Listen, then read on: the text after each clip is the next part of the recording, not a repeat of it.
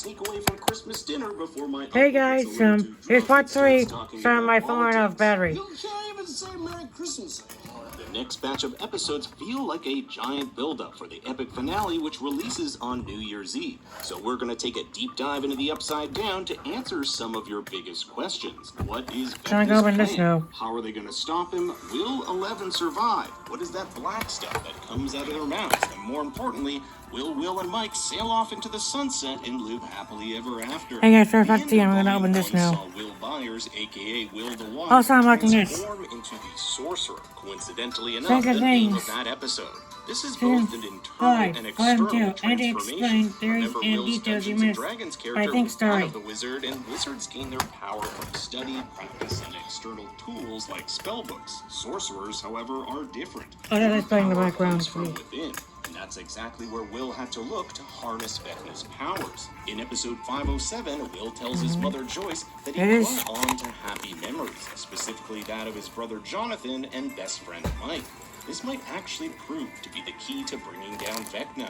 Vecna uses our own minds against us, bringing everything inside us to inflict maximum psychological damage. Just moments prior, Vecna told Will he was the perfect vessel because he was so weak and easy to manipulate. Will's isolation in the Upside Down parallels his biggest fear of all, that when he comes out to his friends, they'll slowly drift further away until he's left utterly alone. Will underestimates how much his friends and family love him, as they all end up banding together to show him how much they care by attending an LGBT parade and living happily ever after. Nope, we still have that Vecna problem. Will's powers aren't really his. I don't have powers. I'm siphoning, I'm stealing Vecna's. And these powers have limitations. Unlike 11, who can harness hers almost anywhere, Will can only utilize his near the hive mind. And with Vecna seemingly having disappeared, who knows when he'll be able to use them again. But how did Will get these powers? It all goes back to Season 1, when Will was captured and imprisoned in the Upside Down.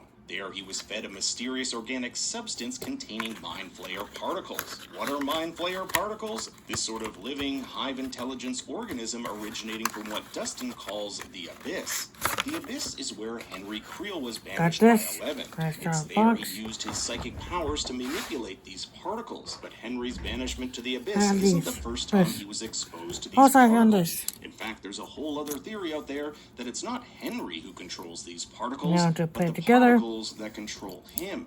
While Max and Holly search for a way out of Henry's memories, they stumble upon this old mine shaft. There they uncover the reason Henry was so scared to enter the cave. In 1959, Henry was living in Nevada, hence why the landscape here looks like a desert. While playing with his spyglass, the same one Holly uses, he stumbles upon a cave and came across a scientist working for the Russians. These events are depicted in the stage play Stranger Things: The First Shadow. However, in the play, the Russian spy is already dead. That means this whole scene where Henry shot at and kills the scientist is a departure from the play.